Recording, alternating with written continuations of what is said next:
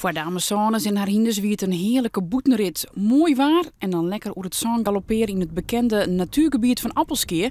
Dat je oors net komen maaien met hinder. Ja, super, heerlijk. De hinders vind ik geweldig.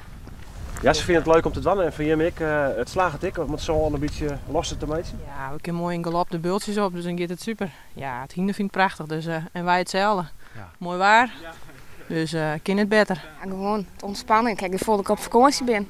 Ik heb het eerst het idee meer dat ik in Friesland zit. De Kele Duinen binnen bekend om het stoofzaan. Losse zon, oftewel levensstuifzand, dat is een heel speciaal biotoop. Waar gewoon een heel soort bijzondere beesten in groeien, bijzondere planten ik.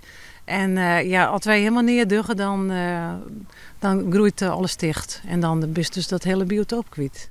Te met het AOC in Meppel betocht steeds bosbeheer deze actie.